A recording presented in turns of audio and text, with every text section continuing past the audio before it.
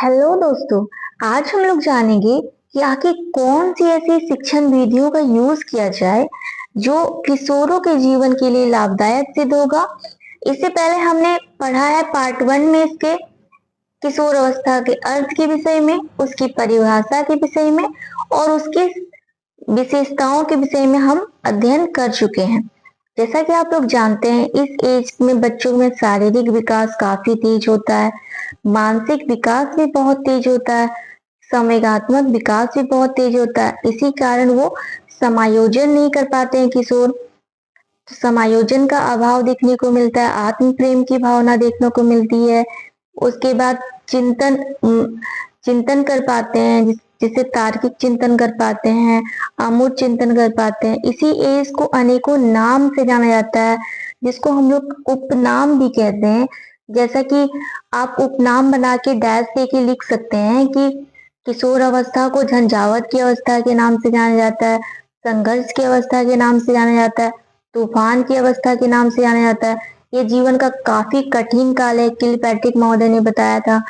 और वैलेंटाइन महोदय ने इसे अपराध परिवृत्ति की नाजुक अवस्था भी बताया है। झंझावत की अवस्था होती है ये, अमूर्त चिंतन की अवस्था होती है, तार्किक चिंतन की अवस्था होती है। इस तरह से आप डायग्राम के साथ उपनाम को दर्शा सकते हैं। उसके साथ ही साथ अगर आप विशेषताओं को भी दर्शाना चाहे तो डायग्राम के साथ पहले विशेषताओं के बारे में लिखिएगा कि विशेषताएं क्या क्या होती है, और उसको सभी को डायग्राम से, जैसे कि शारीरिक विकास, फिर मानसिक विकास, फिर संवेगात्मक विकास, उसके बाद से समायोजन का अभाव लिख दीजिएगा, आत्म प्रेम की भावना लिखिएगा, वीर पूजा की भावना लिख सकते हैं, अपराध परिवृत्ति पाया जाना ये भी लिख सकते हैं आप एक पॉइंट बना के, आत्म प्रेम की भावना भी आप लिख सकते हैं, विषम लिंगी आकर्षण भी आप लिख सकते हैं, काम प्रवृत्ति की भावना भी लिख सकते हैं। ऐसा करके पहले आप डायग्राम किसी भी क्वेश्चन को लिखिएगा तो उस टाइम आप अर्थ परिभाषा लिखने के पश्चात पहले डायग्राम बनाइएगा, उसके बाद उसको डील कीजिएगा, तो आपका आंसर बहुत ही ज्यादा इफेक्टिव होगा।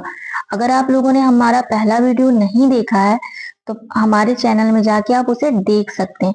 तो आज हम लोग डिस्कस करेंगे किशोरों के लिए कौन कौन सी शिक्षण युक्तियों का प्रयोग किया जाए। आखिर ये शिक्षण युक्तियां होती क्या है? शिक्षण युक्तियां किसी भी शिक्षा की प्रक्रिया को प्रभावकारी बनाता है और आसान बनाता है, बच्चों में रुचि उत्पन्न करता है। जैसा कि हम आप सबको जानते हैं, परंपरागत जो शिक्षण विधियां थी, या तो व्याख्यान विधि थी या तो पाठ्य पुस्तक विधि थी। अगर बच्चे को हम लोग व्याख्यान के द्वारा पढ़ाते हैं तो हर बात बच्चे को समझ आ जाए ये जरूरी नहीं है, और व्याख्यान से सारा बात बच्चे को समझ में आता भी नहीं है। इसीलिए विधि को चेंज करके जिस विधि के द्वारा बच्चे को समझ में आया उस मेथड्स का प्रयोग किया जाए। जैसे चर्चा विधि हो गया, डिस्कशन मेथड जिसको बोलते हैं हम लोग। उसके अलावा रोल प्ले मेथड्स का भी यूज कर सकते हैं। उसके अलावा और भी मेथड्स है, जैसे कि प्रोजेक्ट विधि है, परियोजना विधि। तो इन सारे अनेकों विधियों का यूज करके पढ़ाई को और ज्यादा प्रभावकारी, सुचारू और रुचिकर बनाया जा सकता है, ताकि बच्चे आसानी से सीख सके। तो किशोरों के लिए भी बहुत जरूरी होता है शिक्षण विधियों का प्रयोग करना। किशोर अवस्था क्या होता है? बच्चों के जीवन का वह चरण है जहां वे ना केवल शारीरिक और मानसिक रूप से तेजी से बदल रहे होते हैं, बल्कि उनकी सोचने समझने की भावनाएं, सामाजिक दृष्टिकोण भी एक नई दिशा में विकसित हो रहे होते हैं। यहाँ पे क्या कहा जा रहा है कि किशोर अवस्था जीवन का वह चरण है जिसमें न केवल शारीरिक विकास मानसिक रूप से ही तेजी से बदल रहा होता है, बल्कि उनकी सोचने समझने की क्षमता, भावनाएं, सामाजिक दृष्टिकोण में भी एक नई दिशा में विकसित हो रहे होते हैं। सही बात है, इस एज में बच्चा तार्किक चिंतन करने लगता है, जिस चीज को नहीं देखता है उस चीज के बारे में भी सोचने लगता है, मतलब कि अमूर्त चिंतन करने लगता है। और शारीरिक के साथ साथ मानसिक विकास भी काफी तेज गति से होता है। इस समय सही शिक्षण युक्तियां न केवल उन्हें बेहतर शिक्षा देने में सहायक होती है, क्या कह रहा है कि सही शिक्षण युक्तियां न केवल उन्हें बेहतर शिक्षा देने में सहायक होती है, बल्कि उनके व्यक्तित्व और भविष्य को भी आकार देती है। एक बच्चे के जीवन को आकार देने का काम करती है ये शिक्षण युक्तियां। क्योंकि जब बच्चे को पढ़ाई समझ ही नहीं आएगी तो बच्चा कैसे पढ़ेगा? जब उसे इंटरेस्ट ही नहीं होगा, आप लेक्चर दिए जा रहे हो, लेक्चर दिए जा रहे हो क्लास में, बच्चा बोरियत महसूस कर रहा है, उसको पढ़ने का मन ही नहीं कर रहा, तो उसको 1000 बार भी आप लेक्चर के मेथड से पढ़ा दीजिएगा, व्याख्यान विधि के द्वारा पढ़ा दीजिएगा, तो नहीं समझ में आएगा। तो कई बार व्याख्यान के साथ साथ अगर हम लोग कुछ करके दिखवाते हैं या फिर उनसे करवाते हैं प्रोजेक्ट के द्वारा, या ग्रुप डिस्कशन करवा देते हैं, या तो बाद में बात करवा देते हैं, तो उस टॉपिक को समझ में ज्यादा अच्छे से आएगा। हम लोग कई बार सिर्फ और सिर्फ निगमन विधि के द्वारा ही ग्रामर्स वगैरह पढ़ा देते हैं, लेकिन अगर हम लोग आगमन का विधि का उपयोग करें, पहले एग्जाम्पल दें, उसके बाद से हम लोग रूल्स की तरफ जाएं, तो बच्चा बेहतर ढंग से सीखता है। इसीलिए शिक्षण विधियां बहुत जरूरी होती है। और किशोर अवस्था वैसा समय है, अगर हम लोग बच्चे को उस अवस्था में सही डायरेक्शन देते हैं तो बच्चे का लाइफ सेटल हो जाता है, अच्छा बनता है, क्योंकि वो अपने करियर को लेकर भी इसी अवस्था में चिंतित होता है कि क्या करे क्या ना करे। बहुत दुविधा वाली स्टेजेस होती है, कभी लगता है कि इस रास्ते पे जाए, कभी लगता है कि उस रास्ते पे जाए। लेकिन एक सही डायरेक्शन के लिए और सही शिक्षण विधियों का उपयोग करके पढ़ाई को इतना इंटरेस्टफुल बना दे कि बच्चा पढ़ने में इंटरेस्ट ले और अपने करियर को बनाए। अतः शिक्षण युक्तियां बहुत ही ज्यादा जरूरी है। इस संदर्भ में नीचे किशोरों के कुछ विशेष और प्रभावी शिक्षण युक्तियां विस्तृत रूप से वर्णन किया गया है। तो चलिए देखते हैं आज कौन कौन से शिक्षण विधियों का हम लोग उपयोग कर सकते हैं इस एज में। पहला शिक्षण विधि है तार्किक सोच और समस्या समाधान क्षमता को बढ़ावा देना। कौन सा ऐसा विधि का प्रयोग करें कि इससे तार्किक सोच बढ़े, समस्या समाधान की क्षमता का विकास हो। किशोर क्या होते हैं, स्वभाव से जिज्ञासु और जटिल समस्याओं को हल करने में रुचि रखते हैं। जैसा कि आप जानते हैं किशोर भी काफी जिज्ञासु होते हैं और जटिल समस्याओं को हल करने में रुचि रखते हैं। उन्हें केवल जानकारी रटाने के बजाय सोचने और समझने की आदत डालना चाहिए। जानकारी को रटने की बजाय क्या में आदत डालना चाहिए, सोचने और समझने में। अगर बच्चा किसी चीज के बारे में सोचता है, समझता है, तो और अच्छे तरीके से उस चीज को कर सकता है। तो अगर किसी तथ्य को हम लोग सिर्फ रटा दे रहे हैं तो उसको सिर्फ तो किताबी जानकारी हो गई, एग्जाम के टाइम लिखा, कई बार तो रटा हुआ चीज याद भी नहीं रहता। लेकिन अब जब वो सोच के समझ के किसी चीज को करता है तो उसको लंबे समय तक याद रहता है। तो क्या कहा जा रहा है कि रटाने के बजाय सोचने और समझने की आदत डालनी चाहिए। उदाहरण के लिए गणित या विज्ञान पढ़ाते समय वास्तविक जीवन की समस्याओं को पाठ में शामिल करना चाहिए। जो भी वास्तविक जीवन की समस्या है उसे पाठ में शामिल करना चाहिए। और जैसे कि जलवायु परिवर्तन हो गया, ट्रैफिक समस्या, ऊर्जा की बचत, ये हमारे दिन प्रतिदिन की समस्याएं हैं। जलवायु परिवर्तन होता है तो आजकल तो साइंस में है ना पढ़ने का, जलवायु क्लाइमेट चेंजेस तो किस तरह से हो रहा है, तो उसे पाठ्यक्रम में तो शामिल करना ही चाहिए पाठ में। और साथ ही साथ बच्चों को बताना चाहिए कि आप किन कारण से ज्यादा गर्मी बढ़ रही है, उसकी वजह से जो जो पॉल्यूशन है, पॉल्यूशन की वजह से हमारे क्लाइमेट में बहुत सारे चेंजेस हो रहे हैं, तो बताना भी चाहिए। और साथ ही साथ डिस्कशन करवाना चाहिए, डिबेट करवाना चाहिए कि पॉल्यूशन सही है गलत है, इस विषय पे। ट्रैफिक की समस्या पर भी उन्हें क्वेश्चन देना चाहिए और उस क्वेश्चन को सॉल्व करें, समस्या समाधान विधि के द्वारा सॉल्व करवाना चाहिए। बच्चे को आप प्रॉब्लम दीजिए, वो खुद से सॉल्व करेंगे, पहले खाली आप गाइडेंस कीजिएगा। एक टीचर क्या करता है, सिर्फ मार्गदर्शन का कार्य करता है। और ऊर्जा की बचत पर भी आप करवा सकते हैं। यहाँ पे देखिए एग्जाम्पल और दिया हुआ, डिबेट आप करवा सकते हैं। शिक्षण विधि में डिबेट, केस स्टडी के माध्यम से भी तार्किक सोच को प्रोत्साहन किया जा सकता है। डिबेट के जरिए कोई भी पक्ष या विपक्ष के लिए आप कोई सा भी टॉपिक दे दीजिए, उस पर डिबेट करवा लीजिए। जैसे सोशल मीडिया हो गया, वो क्यों जरूरी है, क्यों सही नहीं है, उस पर आप डिबेट वगैरह करवा सकते हैं। आगे देखते हैं दूसरी शिक्षण विधि क्या है, उसके जरिए क्या होता है। तो व्यक्तिगत रुचि और रचनात्मकता का सम्मान करना। हर किशोर अलग होता है और उनकी रुचियां क्या होती है, भिन्न हो सकती हैं। ये बात तो सही है। क्या मेरी रुचि आपसे एकदम एक जैसी है, हम दोनों की? नहीं। और वैसे ही हर बच्चा क्लासरूम में एक जैसा हो, उसकी सोचने समझने या फिर पढ़ाई की रुचि एक जैसी हो, ये तो जरूरी नहीं है। हर बच्चे में व्यक्तिगत विभिन्नताएं पाई जाती है, ये बात हम सभी जानते हैं। तो तो हमें उसी तरह से एक ही विधि का उपयोग नहीं करना चाहिए। किसी बच्चे को कोई चीज सुन के जल्दी याद होता है, किसी बच्चे को करने से याद होता है, किसी बच्चे को लिखने से याद होता है। तो हमें कभी भी बच्चे को नहीं ये डांटना भी नहीं चाहिए कि देखो वो कर लिया, तुमसे क्यों नहीं हो पा रहा, तुम ध्यान नहीं दे पा रहे। कई बार उसका इंटरेस्ट नहीं आ पाता, तो इंटरेस्ट पैदा करने के लिए आपको प्रयास करना चाहिए। तो उसके लिए क्या करेंगे, शिक्षण विधियों में विविधता लाना आवश्यक है। एक ही विधि से कभी भी पढ़ाई नहीं करवाना चाहिए। अगर आप देख रहे हैं कि बच्चा बोर फील कर रहा है, पाठ्य पुस्तक के विधि के द्वारा पढ़ा रहे हैं, तो आप उसमें रोल प्ले करवा लीजिए, कहानी लिखने दे दीजिए या फिर उसको पढ़ने दीजिए और करने दीजिए। ग्रुप में प्रोजेक्ट्स दे सकते हैं आप। रचनात्मक गतिविधियां जैसे कि नाटक, पेंटिंग, कहानी लेखन और ग्रुप प्रोजेक्ट्स को पाठ्यक्रम में का हिस्सा बनाना। जैसे ही हम लोग राजनीतिक विज्ञान या सामाजिक विज्ञान का विषय पढ़ाते हैं, तो उसमें अगर चुनावी प्रक्रिया पढ़ा रहे हैं तो उसमें रोल प्ले हम लोग करवा सकते हैं। रोल प्ले के जरिए क्या हो जाएगा कि बच्चा करेगा और सीखेगा कि किस तरह से वोट डालते हैं, किस तरह से वोट में क्या क्या प्रक्रियाएं होती हैं, तो उसको वो करके सीखेगा। उसके अलावा भी अगर हम बात करें तो हिस्ट्री का भी टॉपिक है, तो उसमें भी अकबर वगैरह है, जो भी राजा है उसका किरदार को निभाने के लिए आप दे सकते हैं। तो ये सारी विधि का प्रयोग करके रोल प्ले या फिर कहानी लिखने दे सकते हैं। ग्रुप में प्रोजेक्ट्स भी दे सकते हैं कि आप उस प्रोजेक्ट्स को करके लाइए। तो ये उसकी कला को भी निखारता है, रचनात्मकता का विकास भी करता है और उसमें रुचि उत्पन्न करता है। पढ़ने में जब वो खुद करेगा ना, तो उसको इंटरेस्ट पैदा होगा कि हम और भी ज्यादा करें।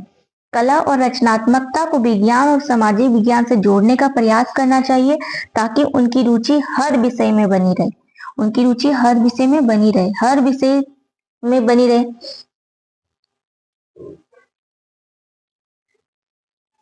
आगे हम लोग देखेंगे सहायक और प्रोत्साहन पूर्ण वातावरण बनाना। अब किस टाइप का वातावरण हम लोग बनाएंगे, सहायक वातावरण और प्रोत्साहन पूर्ण। बच्चे को हमेशा ही मोटिवेट करते रहना चाहिए, उसको आगे बढ़ाने के लिए प्रोत्साहन बहुत जरूरी होता है। किशोर अवस्था में बच्चे बेहद संवेदनशील होते हैं, बहुत ही ज्यादा संवेदनशील होते हैं बच्चे। उन्हें प्रोत्साहन और सहानुभूति की जरूरत होती है। किशोर अवस्था में प्रोत्साहन मोटिवेशन की आवश्यकता होती है और सहानुभूति, बच्चा अपनी प्रॉब्लम्स को जब आपके सामने रखता है तो आपको धैर्य पूर्वक सुनना चाहिए और सहानुभूति भी दिखाना चाहिए। ऐसा ना हो कि आप बच्चे को डांट दे, बात बात पे डांटना तो बिल्कुल नहीं चाहिए। अगर बच्चा कभी भी थोड़ा सा गलती भी करता है तो उसको ये नहीं कहना चाहिए कि आपसे नहीं हो पाएगा, बल्कि आपको उसकी तारीफ करना चाहिए कि इस बार तो थोड़ा सा कम कम भी नहीं बोलना, आप कहना है कि बहुत ही अच्छा, आगे आप और बेहतर करोगे। इससे बच्चे में क्या होता है, आत्मविश्वास बढ़ता है। तो छोटी छोटी उपलब्धियों की सराहना जब हम लोग करते हैं, सराहना करते हैं, तो बच्चे में आत्मविश्वास बढ़ता है और बच्चा फिर और भी ज्यादा करना चाहते हैं। कक्षा का माहौल ऐसा हो जहां बच्चे निसंकोच अपने विचार को साझा करें। हाँ, एक टीचर को हमेशा बच्चों के का दोस्त बनना चाहिए, एक फ्रेंड की तरह व्यवहार करना चाहिए, ना कि एकदम क्रोध वगैरह वगैरह का व्यवहार नहीं करना चाहिए या फिर डांटने वाला बात बात में डाल दे। उसकी बातों को सुनना चाहिए, अवसर देना चाहिए बच्चों को कि आप भी कक्षा में कुछ बोलिए, और बोलने में डांटना नहीं चाहिए, बल्कि उसको मोटिवेट करना चाहिए कि बच्चे आप बहुत बेहतर और कर सकते हैं, ताकि बच्चा निसंकोच होकर अपनी प्रॉब्लम को आपके सामने शेयर करे, अपने विचारों को साझा करे। एक अच्छे शिक्षक के ये सारे गुण भी होते हैं कि अब आप ऐसा व्यवहार रखिए, अब बच्चों के साथ धैर्य वाला सहानुभूतिपूर्ण व्यवहार रखिए, ताकि बच्चे आपसे खुल के बात कर सके। उनकी छोटी छोटी उपलब्धियों की सराहना करे उनमें या उनके आत्मविश्वास को बढ़ाने में मदद करेगा। जैसा कि अभी मैंने बताया कि अगर आप छोटे छोटे उपलब्धियों को की सराहना करते हैं तो बच्चे में मोटिवेशन बढ़ता है। उन्हें यह एहसास दिलाए कि गलतियां सीखने की प्रक्रिया का हिस्सा। अगर बच्चा कभी गलती कर ले तो उन्हें बताना चाहिए कि देखिए गलतियां से ही इंसान सीखता है और गलती सीखने की प्रक्रिया का ही एक पार्ट होता है। जब भी हम लोग कुछ से सीखने वाले रहते हैं तो पहले गलती करते हैं और गलती के द्वारा ही सीखते हैं। तो आपने बहुत बेहतर प्रयास किया है और भी आगे प्रयास कीजिए और और किसी भी कार्य को करने से ना डरे। आप लोग बहुत बेहतर कर रहे हैं। तो इस तरह से कह के हम उन्हें सहायक और प्रोत्साहन पूर्ण वातावरण प्रदान कर सकते हैं।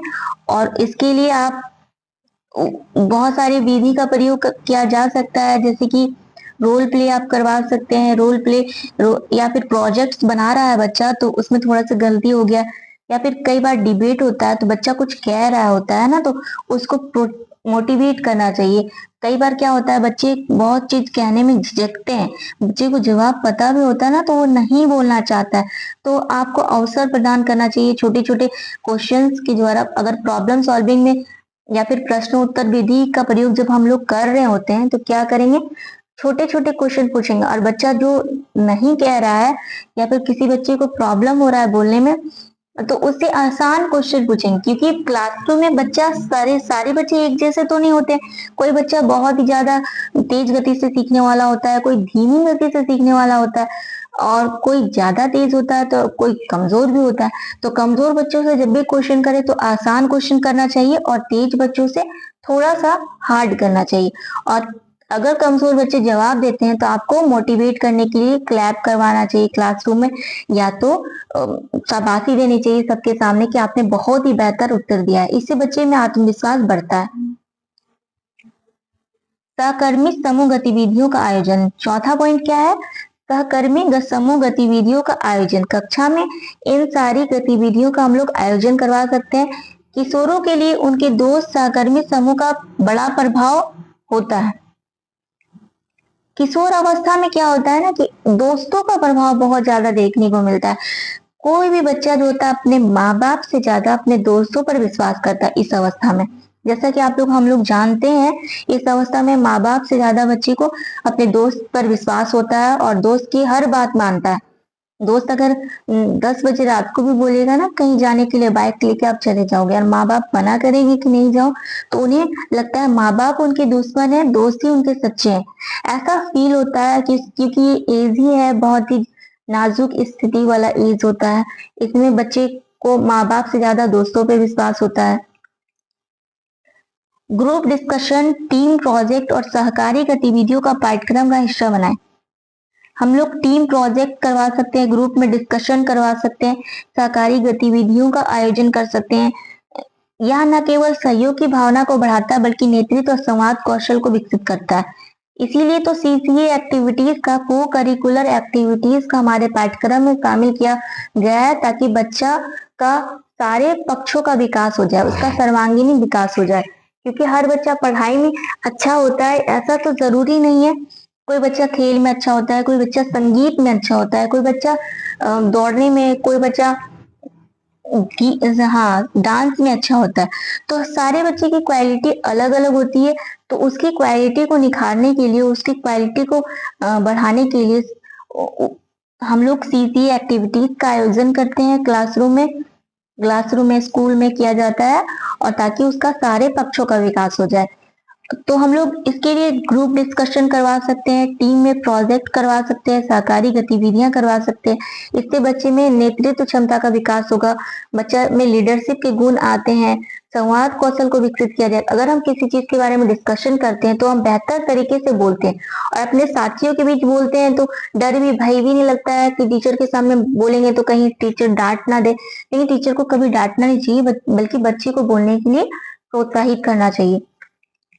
बच्चे अगर एक दूसरे बच्चे के साथ बोलेंगे तो दोनों बच्चों में कॉन्फिडेंस पैदा होगा। एक बच्चा जो बोल रहा होता है और दूसरे बच्चे जो सुन रहे होते हैं ना, तो वो अपने साथी की बात को सुनते सुनते वो भी कहने की कोशिश करते हैं और जब कहने की कोशिश करते हैं तो उनमें आत्मविश्वास पैदा होता है और वो भी अच्छे वक्ता बन सकते हैं, संवाद कौशल का विकास होता है।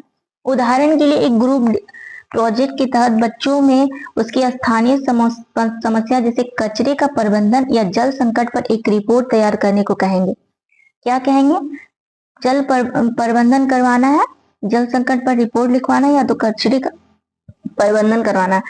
आप उनसे कहिएगा कि आपकी आसपास में बहुत सारी स्थानीय समस्याएं हैं, जैसे कि कचरा है बहुत ही ज्यादा, उससे बहुत ज्यादा ही बदबू आता है, तो उसका आप कैसे निपटारा करेंगे, इस पर एक रिपोर्ट तैयार कीजिए। तो जल संकट, गर्मी के दिन में आपके क्षेत्र में अक्सर क्या होता है, पानी सूख जाता है, तो आप इस पर कैसे विचार करेंगे, आप अपने साथियों के साथ डिस्कशन कीजिए और फिर एक रिपोर्ट तैयार कीजिए।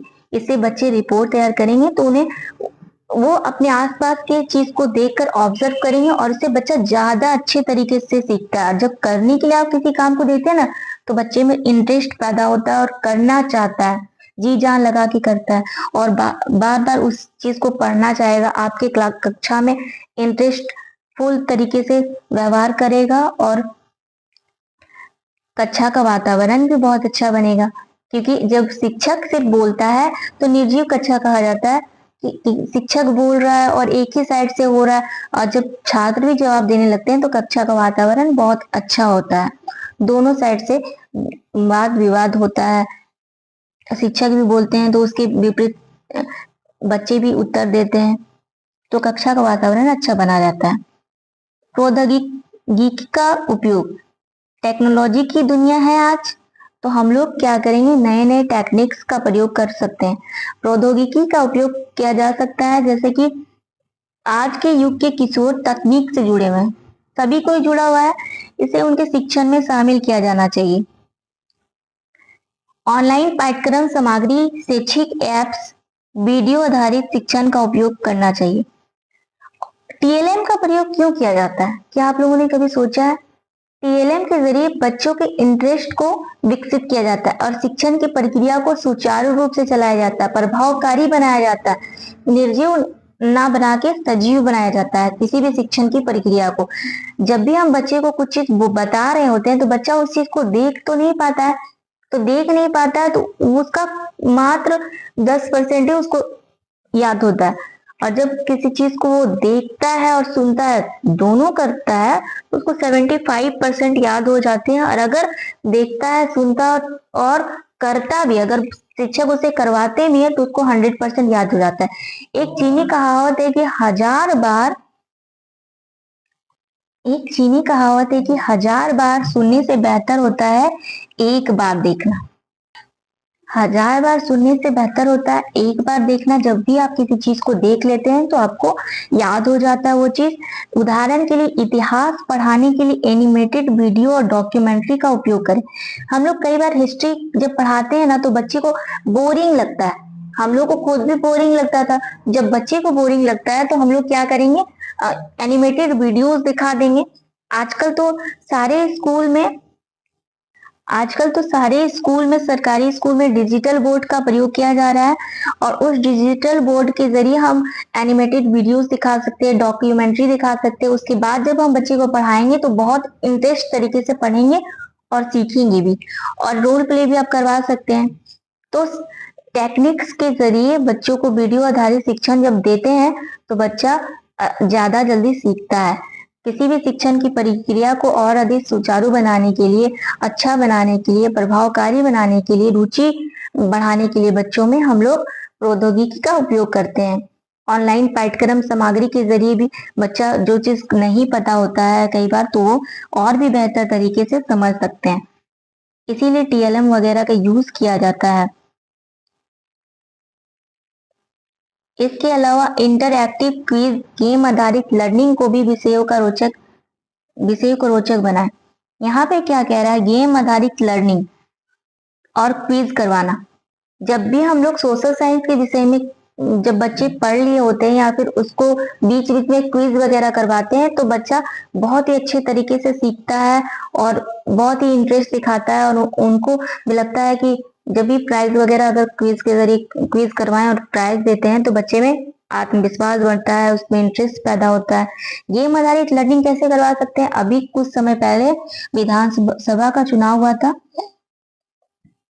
तो उसमें चुनावी प्रक्रिया को समझाने के लिए अभी सांप सीढ़ी वाला एक जो लूडो आप लोग खेल खेलते हैं ना, सांप सीढ़ी का, तो उसमें भी एक खेल खेलना था जिसमें बच्चे को सांप सीढ़ी के माध्यम से चुनावी प्रक्रिया की जानकारी दी गई थी। इस तरह से हम लोग चुनावी प्रक्रिया की जानकारी को गेम आधारित लर्निंग के द्वारा दिए थे, तो बच्चे ने अच्छे से सीखा भी था। तो इस तरह से हम लोग गेम आधारित लर्निंग करवा सकते हैं। फिर है आपका नैतिक शिक्षा और जीवन कौशल पर जोर। नैतिक शिक्षा और जीवन कौशल पर जोर देना चाहिए। किशोरावस्था वह समय है जब बच्चे सही और गलत की पहचान करना सीखते हैं। नैतिकता का मतलब ही होता है सही और गलत की पहचान करना। जब बच्चा जन्म लेता है तो या फिर बच्चा जन्म लेता है तो कोरा पशु होता है, मतलब कि पूरी तरह से तो सामाजिक नहीं हो पाता। धीरे धीरे अपने समाज के साथ मिलता है, रहता है, तो उसको बहुत सारे चीज का पता चलता है। अच्छे और बुरे का ज्ञान भी उसको समाज में रह के ही होता है। और नैतिकता का विकास भी जब वो अपने पेरेंट्स के साथ संपर्क में आएगा, अपने आस पड़ोस के संपर्क में आएगा, स्कूल जाएगा, तो नैतिकता का विकास होता है। उसमें सही और गलत की पहचान होती है। पाठ्यक्रम में नैतिक कहानियां, ऐतिहासिक पात्रों के उदाहरण और सामाजिक मुद्दों पर चर्चा शामिल करना चाहिए। बहुत सारे सामाजिक मुद्दे हैं, जैसे कि आपने क्लास 7 में देखा होगा, सामाजिक समस्याओं या सामाजिक मुद्दे पर है, जैसे बाल विवाह हो गया, फिर हो गया आपका बाल अपराध भी है। इस तरह के बहुत सारे सामाजिक मुद्दे दिए गए हैं, तो उन पे चर्चा करवाना चाहिए, और ताकि बच्चे सही और गलत की पहचान कर पाए। एक टॉपिक छेड़खानी भी है उसमें, जिससे लड़कियां समझ पाती है कि कौन उनके साथ छेड़खानी कर रहा है, नहीं कर रहा है। तो चर्चा करवाना चाहिए, और चर्चा एग्जाम्पल के जरिए जब हम लोग चर्चा करवाते हैं, देते हैं, तो बच्चा सीखता भी है और उनमें इंटरेस्ट भी पैदा होता है पढ़ाई पे। ऐतिहासिक पात्रों के उदाहरण भी हम लोग दे सकते हैं। बहुत सारी नैतिक कहानियां हैं कि बहुत सारे लोगों ने बहुत अच्छा अच्छा काम किया है, तो उनको भी हम लोग बता सकते हैं। तो जब नैतिक मोरल कहानियां सुनाते हैं तो बच्चे में इंटरेस्ट पैदा होता है। कहानी कथन विधि तो सबसे अच्छी विधि मानी जाती है। छोटे बच्चों की कक्षा में ये विधि बहुत ही ज्यादा उपयोगी मानी जाती है। जीवन कौशल जैसे तनाव प्रबंधन हो गया, समय प्रबंधन हो गया, और निर्णय लेने की क्षमता को सिखाएं। जीवन के कौशल को, निर्णय लेने की क्षमता, समय प्रबंधन आप कैसे कीजिएगा अपनी लाइफ में, निर्णय कोई भी चीज पे आप कैसे लीजिएगा, इसके बारे में भी सिखाया जाना चाहिए कि बच्चा किसी भी चीज के बारे में निर्णय ले सके। ऐसा ना हो कि बच्चा कोई भी समस्या है और खुद निर्णय ना ले सके। अगर बच्चे को इंटरेस्ट है मैथ में और आप कह रहे हैं आर्ट्स लेके वो कर लो या तो कॉमर्स ले लो, तो ऐसा नहीं करना चाहिए। बच्चे खुद ब खुद निर्णय ले सके और आप सिर्फ उसको गाइडेंस कीजिएगा, ताकि वो एक जिम्मेदार नागरिक बन सके। यह न केवल एक अच्छा छात्र बनाता है, बल्कि एक जिम्मेदार नागरिक बनने में भी मदद करेगा। अब ये व्यक्तिगत मार्गदर्शन और परामर्श। व्यक्तिगत मार्गदर्शन और परामर्श क्या होता है? एक शिक्षक होने के नाते आपको उसको गाइडेंस भी देना है, सलाह भी देना चाहिए, ताकि छात्र खुलकर अपने मन की बातों को साझा कर सके। हर किशोर के मन में कई सवाल और चिंताएं रहती है जिन्हें वे खुलकर साझा नहीं कर पाते हैं। प्रत्येक बच्चे के साथ व्यक्तिगत रूप से संवाद करें। एक शिक्षक जो होता है वो फैसिलिटेटर का काम करता है, वो मार्गदर्शन प्रदान करता है। जब आप बच्चे से सही से नहीं जुड़ेंगे, तब बच्चा अपनी चिंताओं को, अपनी समस्याओं को आपसे शेयर नहीं करेगा। पहले तो विश्वास जीते, एक दोस्त की तरह व्यवहार करें, ताकि बच्चे आपसे खुलकर बात करें। और जब बच्चे आपसे खुलकर बात करते हैं तो अब बहुत सारे सवालों और चिंताओं को शेयर करते हैं और उन्हें आप सलाह दे सकते हैं। जब बच्चा आपसे बात करना स्टार्ट करता है तो अपने बहुत सारी प्रॉब्लम्स को बताता है, आप भी उसे समझ सकते हैं। एक शिक्षक को मनोविज्ञान का ज्ञान भी होना बहुत जरूरी है। एक कहानी हमें 7th क्लास में पढ़ाया था बाल अपराध के विषय में। एक बच्चा सोहन है और वो मोहन के संपर्क में रह के क्या हो जाता है, थोड़ा सा गुटखा वगैरह खाने लगता है और नशा करना सीख जाता है। और सोहन जो रहता है बहुत ही तेज और होनहार बच्चा रहता है, लेकिन कुछ दिन से शिक्षक नोटिस कर रहे थे कि आखिर सोहन को क्या हुआ, पढ़ाई पे भी ध्यान नहीं देता है, किसी चीज पे उसका मन नहीं लगा रहता है। क्योंकि जब बात उससे की गई तो पता चला कि वो नशा करना तक सीख गया था। तो फिर उसने अपने शिक्षक से, क्योंकि शिक्षक के साथ उसका बॉन्डिंग बहुत अच्छा था, तो शिक्षक ने भी ठाना कि उसे सुधारेंगे। फिर उसे बात की और बताया कि नहीं, इस तरह से नहीं करना चाहिए। फिर बहुत सारी बातें बताई और छात्र ने जब बात को सुना तो वो भी शिक्षक की बात को मानते हुए फिर नशा को छोड़ देते हैं। क्योंकि वो बच्चा अपनी लाइफ में बहुत अच्छा फील करता है, बहुत अच्छा महसूस करने लगता है और सिर्फ पढ़ाई में भी बहुत अच्छा फोकस करने लगता है। इसीलिए बच्चे से बातचीत करना बहुत जरूरी होता है और बच्चे को समझना भी बहुत जरूरी होता है। प्रत्येक बच्चे के साथ व्यक्तिगत रूप से संवाद करना चाहिए। हर बच्चे के साथ आपको अलग से व्यक्तिगत रूप से संवाद करना चाहिए। किसी को ऐसा फील नहीं करवाना चाहिए कि आप किसी एक बच्चे को बहुत ज्यादा ही अच्छा, मतलब कि आप एक ही बच्चे को ज्यादा महत्व नहीं देंगे। उनकी समस्याओं को समझने और समाधान करने का प्रयास करेंगे। उदाहरण के लिए, अगर कोई बच्चा आत्मविश्वास की कमी से जूझ रहा है तो उसको छोटे छोटे कार्यों में सफल होने के अवसर देंगे और प्रोत्साहित करेंगे। इस आगे हम उसके निष्कर्ष के बारे में बात करते हैं। बच्चे, जब हम लोगों ने देखा किशोरावस्था का अर्थ, परिभाषा, विशेषताएं हम लोग देख चुके हैं और कि इन शिक्षण विधियों के प्रयोग के द्वारा पढ़ाई को और भी बेहतर बनाया जा सकता है ताकि बच्चे में रुचि उत्पन्न हो सके, आत्मविश्वास को बढ़ाया जा सके और प्रोत्साहन किया जा सके। अब निष्कर्ष आप लोग को हर एक क्वेश्चन में लिखना बहुत ही ज्यादा जरूरी होता है। निष्कर्ष: किशोरावस्था जीवन का संवेदनशील और महत्वपूर्ण चरण होता है। संवेदनशील और महत्वपूर्ण चरण है जहाँ सही शिक्षण और मार्गदर्शन उनके व्यक्तित्व और भविष्य को आकार देता है। इस अध्ययन से स्पष्ट होता है कि किशोरों की शिक्षा केवल ज्ञान प्रदान करने के लिए सीमित नहीं होनी चाहिए, बल्कि उनकी तार्किक सोच, रचनात्मकता और नैतिक मूल्यों को विकसित करने पर भी केंद्रित होनी चाहिए। एक सहायक और प्रोत्साहन पूर्ण वातावरण, आधुनिक तकनीक का उपयोग और जीवन कौशल का प्रशिक्षण किशोरों को आत्मनिर्भर बनाता है और जिम्मेदार नागरिक बनने में मदद करता है। सही शिक्षण युक्तियां न केवल शैक्षणिक सफलता सुनिश्चित करती है, बल्कि उन्हें बेहतर इंसान बनाने का मार्ग भी दिखाती है। इसीलिए सही शिक्षण युक्तियों का प्रयोग करना चाहिए ताकि एक छात्र एक बेहतर इंसान बन सके। उम्मीद करते हैं कि आपको ये वीडियो पसंद आया होगा और अगर आपने पहला पार्ट नहीं देखा है तो आप हमारे चैनल में जाके देख सकते हैं। धन्यवाद।